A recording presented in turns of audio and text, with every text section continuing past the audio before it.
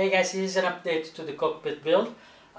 One thing I've always said is I don't want to make a video about an update of something that I've created, but this is not really, this isn't really one of those things. I spent a lot of time thinking about my next phase, and the next phase is to actually build the structure for the cockpit.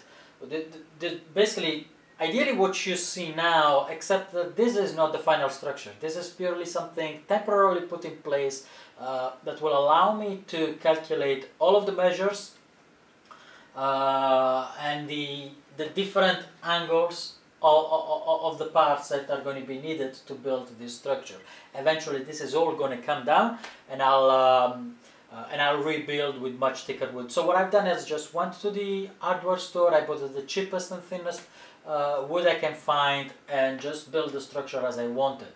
The one reason I didn't go directly and build it with much better wood and stronger wood is simply because I needed to figure out the measures first.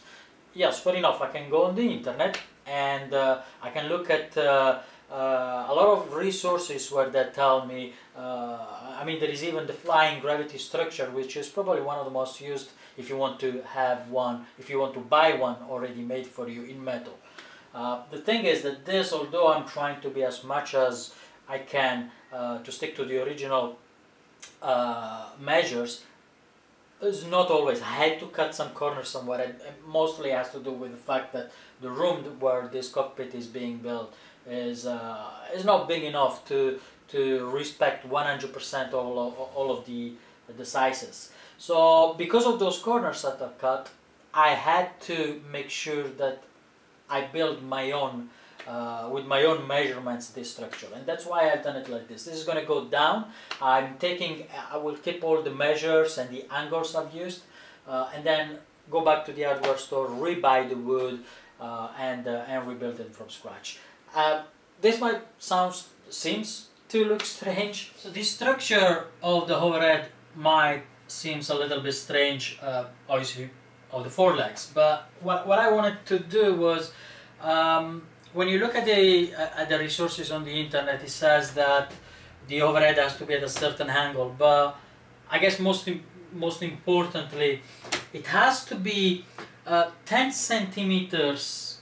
The end of the overhead has to be 20 centimeters higher than the end of the MIP and 10 centimeters behind.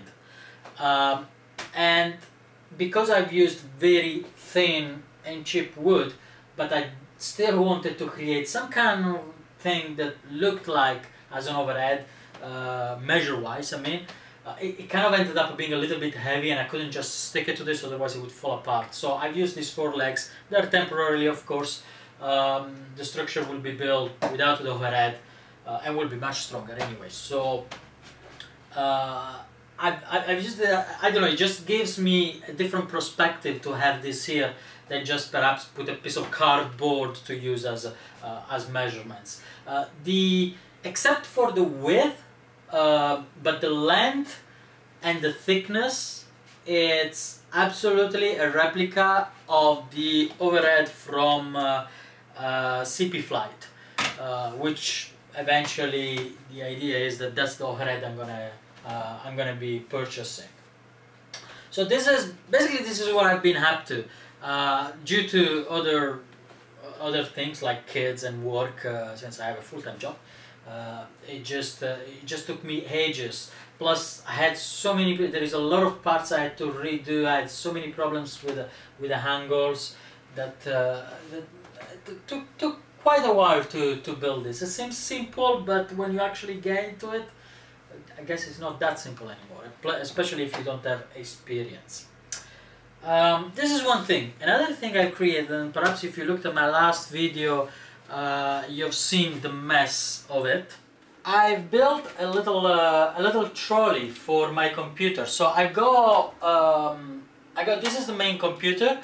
I'm not gonna go through the specs. In fact, I think in one of my comments, probably in the last video, I think I specified most of the specs. So this is the main computer where you go FSX and some of there is ProSim. and a few other major programs. Then I have this other computer here, which is a second-hand computer, to which I have the four navigational displays. So I've got the captain, the first officer, the upper ACAS and lower ACAS displays. And then, I don't know if you can actually see it, but behind this monitor there's a laptop here.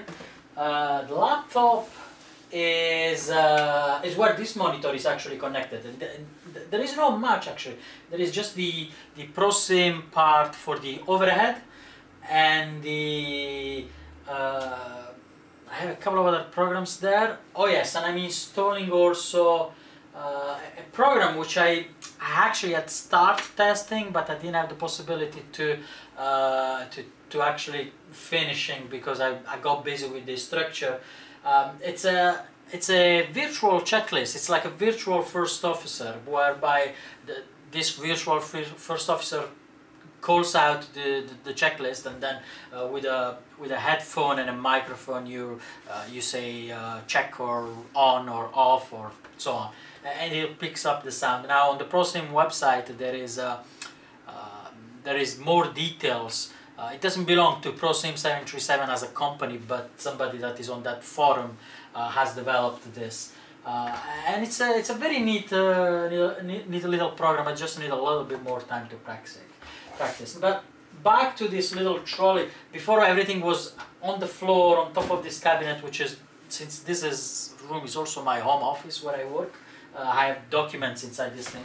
But what I've done finally now, I have casters under, and if I need to go at the back of the computers, I can just pull this out. It's on wheels. It's great. I just go at the back and just work of it. And when I'm done working, I just push it back, and everything is in one place.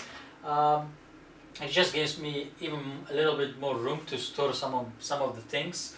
My keyboard and my mouse, which I think I've already mentioned in one of the video. I only use one keyboard, one mouse for 3 computers. I use a program again, which I explained in one of my previous videos, that just allows me that with one mouse you can activate all of the computers and just scroll from one monitor to another, independently from where this monitor to which computer is actually connected. So this is what I've been busy with. Now, like I said, I don't want this to be, well, except for this actually. I guess I made a mistake, but nobody wants me to see building this thing.